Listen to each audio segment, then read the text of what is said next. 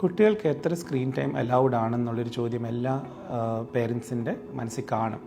But അതിനകത്ത് കുറേ practical difficulties കാരണം, ഫോർ എക്സാമ്പിൾ വീട്ടിലെ തിരക്ക്, ജോലിക്ക് പോകണം, രാവിലെ പെട്ടെന്ന് കാര്യങ്ങൾ നടക്കണം, അതിൻ്റെ പേരിൽ നമ്മൾ മനസ്സോടെ നമ്മൾ കൊടുക്കും, ബിക്കോസ് വേറെ ഓപ്ഷൻ ഇല്ലാത്തതുകൊണ്ട്. പക്ഷേ ഇതൊക്കെ ഒരു ഷോർട്ട് ടേം ബെനിഫിറ്റിന് വേണ്ടിയിട്ട് നമ്മൾ ചെയ്യുമ്പം അതിന് ലോങ് ടേം ഒത്തിരി ഇഷ്യൂസ് ഉണ്ടാവാറുണ്ട്. നമ്മൾ ഇന്ത്യൻ അസോസിയേഷൻസിൻ്റെ ഗൈഡ് ലൈൻസ് വന്നിട്ടുണ്ട് അബൌട്ട് എത്ര സ്ക്രീൻ ടൈം കൊടുക്കാൻ പറ്റും.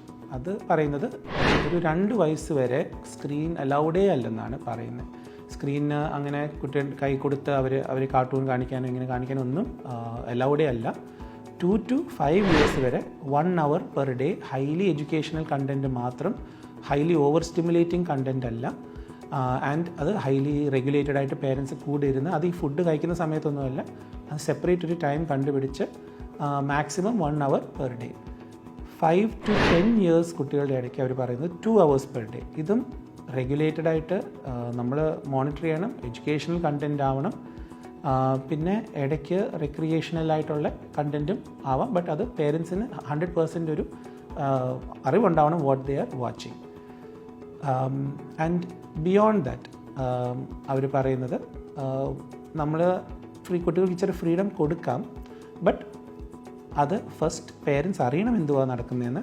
സെക്കൻഡ്, അവരുടെ പഠിത്തം, ഉറക്കം, ഫിസിക്കൽ ആക്ടിവിറ്റി ആൻഡ് സോഷ്യൽ എന്ന് പറഞ്ഞാൽ വീട്ടിലെ ഉള്ളിലുള്ള ഇപ്പം മീൽ ടൈമിൽ അവർ നമ്മുടെ കൂടെ ഉണ്ടാവണം, പിന്നെ നമ്മൾ പുറത്തോട്ട് എവിടെയെങ്കിലും ഫംഗ്ഷന് പോകുമ്പോൾ നമ്മുടെ കൂടെ വരണം. അല്ലാതെ അതിനെയൊക്കെ ബാധിക്കാത്ത രീതിയിൽ നമ്മൾ അറിഞ്ഞുള്ളൊരു മോണിറ്റേർഡ് കണ്ടൻറ്റ് യൂസ് ചെയ്യുവാണെങ്കിൽ അത് കുഴപ്പമില്ലെന്നാണ് പറയുന്നത്.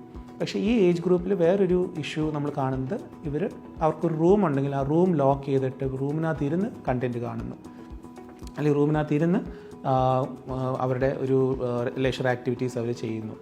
നമ്മൾ ഈ ഡോർ ലോക്ക് ചെയ്യുന്ന കാര്യം നമ്മൾ ആരും മെൻ്റൽ ഹെൽത്ത് പ്രൊഫഷണൽസ് ആണെങ്കിൽ നമ്മൾ സപ്പോർട്ട് ചെയ്യാറില്ല. ബിക്കോസ് ആ ഒരു പ്രൈവസി മെയിൻറ്റെയിൻ ചെയ്യുന്നതിൻ്റെ പേരിൽ നമുക്കൊരു ആബ്സല്യൂട്ട് പേരൻറ്റിൻ്റെ ഒരു കൺട്രോൾ ഇല്ലാതെ പോകുന്നത് അത് ഇഷ്യൂസ് ഉണ്ടാക്കും ഭാവിയിൽ. നമ്മൾ പറയുന്നത് കുഞ്ഞിൻ്റെ അടുത്ത് സംസാരിച്ചൊരു കോംപ്രമൈസ്. ആൻഡ് യൂഷ്വലി നമ്മൾ പറയുന്ന കോംപ്രമൈസസ്, പേരൻസ് നേരെ ഇങ്ങനെ കയറാതെ ഒന്ന് ഡോറിലൊന്ന് കൊട്ടി ഒന്ന് ഞാൻ കയറുവാണെന്ന് പറഞ്ഞ് ഒന്ന് കയറുക. ആൻഡ് അതുകൊണ്ട് ഡോർ ലോക്ക് ചെയ്യാൻ പാടില്ല, ചാരി വെക്കുക, അത്രേ പാടുള്ളൂ.